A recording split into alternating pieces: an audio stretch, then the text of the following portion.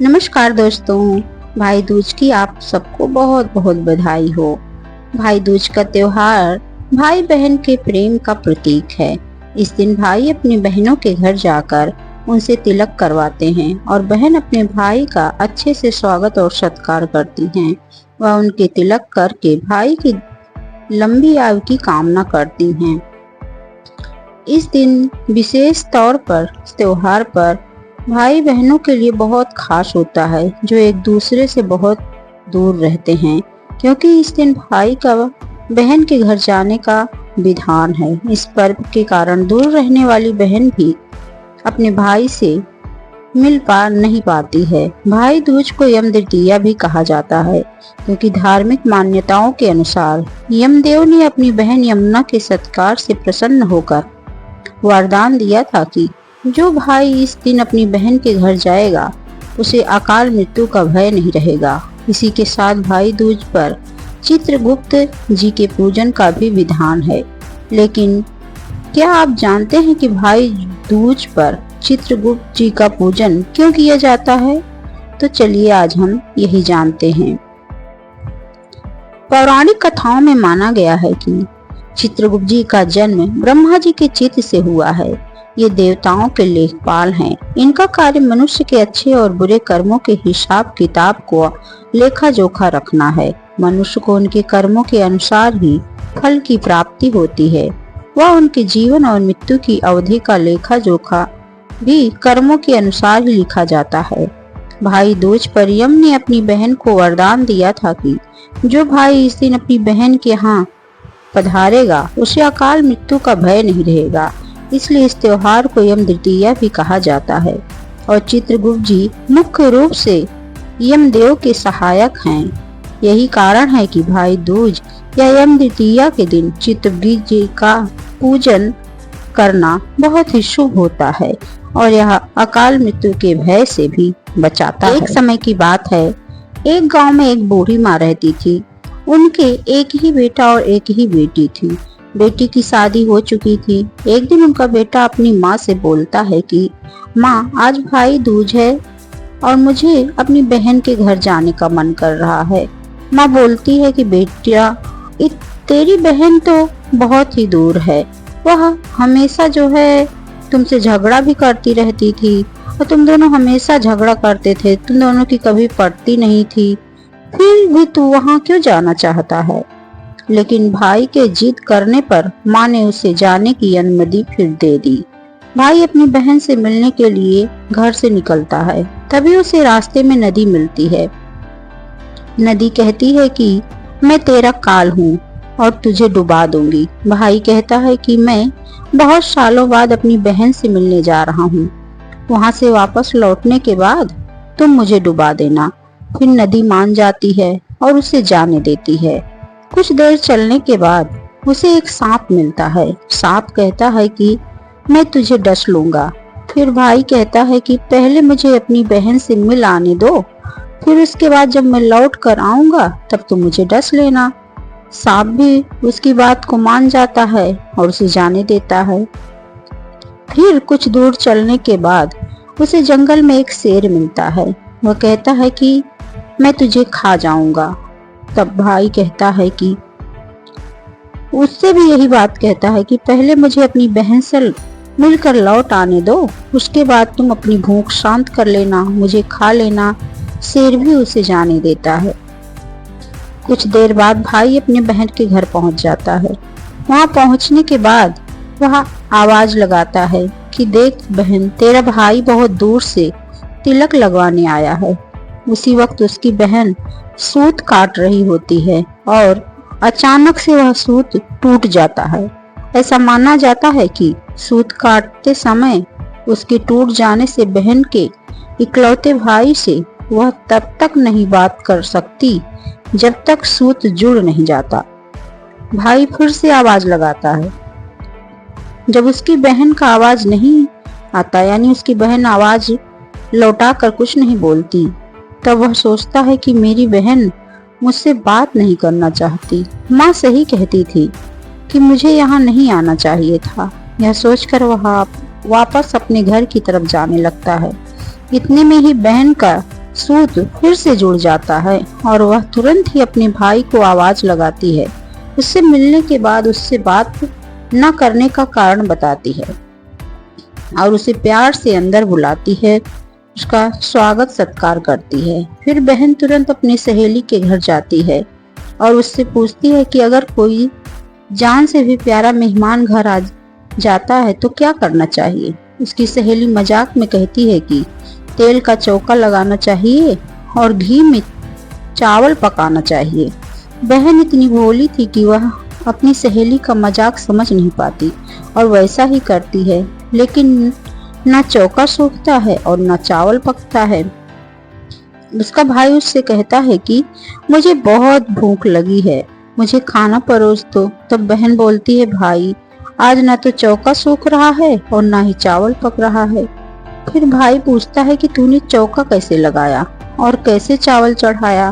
बहन बताती है कि मैंने अपनी सहेली से पूछा था, उसने ही बताया कि जान से प्यारा मेहमान अगर घर में आए तो तेल का चौका लगाना चाहिए और घी में चावल चढ़ाने चाहिए, पकाने चाहिए। भाई बोलता है कि अरे मेरी भोली बहन, कभी तेल का चौका सूखा है और कभी घी में चावल पके हैं। तो पानी का चौका लगा और पानी में ही चावल चढ़ा। फिर वह ऐसा ही करती है। जब चौका सूख जाता है और चावल पक जाते हैं तब उसमें घी और शक्कर डालकर अपने भाई को परोसती है। भोजन कराने के बाद वह उसको तिलक लगाती है। कुछ दिन बीतने के बाद भाई बोलता है कि मैं अब घर जाऊंगा क्योंकि माँ घर पर अकेली है। फिर बहन अगले दिन सुबह जल्दी उठकर चक्की में गेहूं पीसती है और अपने भाई के लिए लड्डू बनाती है और कुछ लड्डू अपने बच्चों के लिए बचाकर बाकी लड्डू अपने भाई को देकर विदा करती है। कुछ देर बाद उसके बच्चे बोलते हैं कि माँ हमें भूख लग रही है। तब माँ उन्हें वही लड्डू दे देती है जो उसने बचाए थे। तब वह देखती है कि सारे लड्डू हरे रंग के हो चुके हैं। फिर वह चक्की में देखती है कि तब उसे पता चलता है कि उसने गेहूं के साथ साथ एक सांप को भी पीस दिया था। तब वह उन लड्डुओं को फेंक देती है और अपने भाई को बताने के लिए पीछे भागती है। भाई एक पेड़ के नीचे आराम कर रहा होता है। तभी वह अपनी बहन को देख उससे पूछता है कि तुम भाग क्यों रही हो। तब बहन अपने भाई से पूछती है कि मैंने जो लड्डू दिया था वह कहाँ है। भाई कहता है कि मैंने वह लड्डू अभी तक नहीं खाए हैं। बहन उन लड्डुओं को लेकर वही गड्ढा करके उसमें डाल देती है। फिर वह अपने भाई को सारी बातें बताती है। तब भाई बोलता है कि शुक्रिया बहन, तूने मुझे एक और मौत के मुंह से बचा लिया। फिर वह दोनों वहीं बैठकर बात कर रहे होते हैं। तभी बहन अपने भाई से पानी मांगती है। भाई बोलता है कि कुछ ही दूरी पर तालाब है, मैं वहां से पानी लेकर आता हूँ। बहन बोलती है कि मैं खुद ही वहां जाकर पानी पी लेती हूँ। तब वह तालाब के पास पहुँचती है तो वह देखती है कि वहाँ एक बूढ़ी माँ बैठी हुई है और उनसे पूछती है कि माँ तुम यहाँ क्यों बैठी हो। तो बूढ़ी माँ कहती है कि मैं विधाता हूँ और एक बहन के भाई की तात गढ़ रही हूँ। तुम बहन पूछती है कि हे माता वह भाई कौन है। तब विधाता कहती है एक भाई जिसके प्यार में उसकी बहन ने एक सांप की हत्या कर दी। बहन मन ही मन में सोचती है कि यह तो मेरा ही भाई है। वह पूछती है कि हे विधाता उस भाई को इस श्राप से बचाने के लिए क्या करना होगा। विधाता कहती है कि उसकी बहन जब उसे गालियां दे और उसकी शादी होने तक यदि वह हर घात को टाल दे तो उसका भाई बच सकता है। वह तुरंत ही अपने भाई के पास जाती है और कहती है कि मैं तुम्हें माँ के पास छोड़ने जाऊंगी और उसे कुछ देर रुकने के लिए कहती है। थोड़ी देर बाद वह शेर के लिए मांस, सांप के लिए दूध और नदी के लिए ओढ़नी लेकर आती है। दोनों भाई बहन घर से निकलते हैं। रास्ते में उन्हें पहले शेर मिलता है। जैसे ही वह भाई को खाने के लिए आगे जाता है तब बहन उसके सामने मांस का टुकड़ा डाल देती है। शेर मांस के टुकड़े को खाने में लग जाता है। फिर कुछ दूर आगे चलते हैं वे सब। बाद में उन्हें सांप मिलता है। जैसे ही सांप भाई को डसने के लिए आगे आता है, बहन उसके सामने दूध की प्याली रख देती है और वह दूध पीने में लग जाता है। थोड़ी देर चलने के बाद उन्हें नदी मिलती है, जो भाई को डुबाने के लिए तैयार रहती है, लेकिन बहन नदी को ओढ़नी उड़ा देती है, जिससे खुश होकर नदी उन्हें रास्ता दे देती है। फिर वह दोनों भाई बहन आगे बढ़ते हैं और अपने घर पहुंच जाते हैं। बेटी को देखकर माँ बहुत खुश हो जाती है, लेकिन उसी वक्त बहन अपने भाई को गालियाँ देने लगती है। तब माँ बेटे से कहती है कि इस कलिया बहन को क्यों ले आया तू। तब भाई कहता है कि माँ, बहन तो बहुत अच्छी थी, लेकिन पता नहीं अचानक से इसे क्या हो गया। थोड़े दिनों बाद भाई के लिए रिश्ता आता है।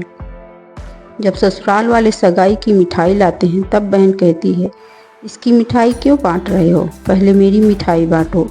तभी बड़े बुजुर्ग बोलते हैं कि इसे भी भाई के साथ बिठा दो। तभी वहाँ घर में आग लग जाती है, लेकिन बहन को तो पता था कि उसके भाई की घात है। उसने तुरंत ही पानी डालकर आग बुझा दी।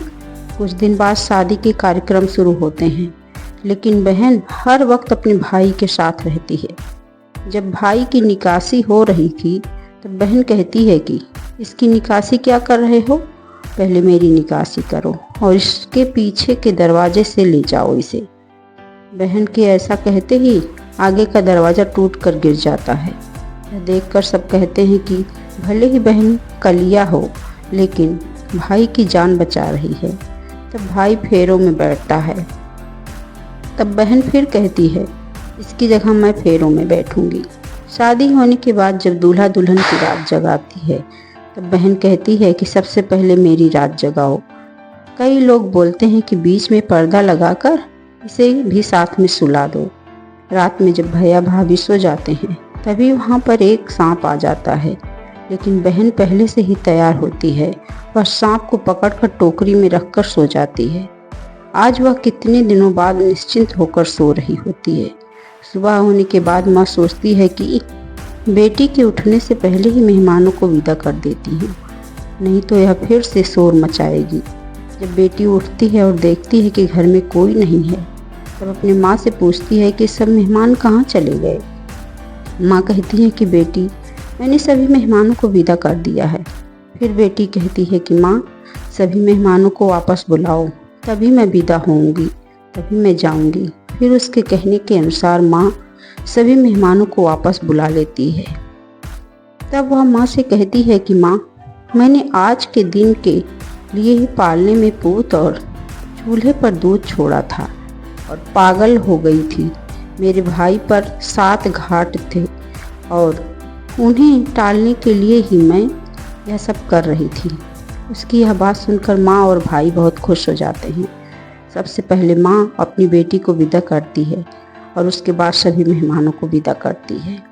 इस दिन के बाद से बहन अपने भाई की लंबी उम्र के लिए कामना करते हुए भाई दूज का त्यौहार मनाने लगती हैं। इस दिन हर बहन अपने भाई को तिलक लगाती है, जिससे उसकी हर घात से सुरक्षा हो।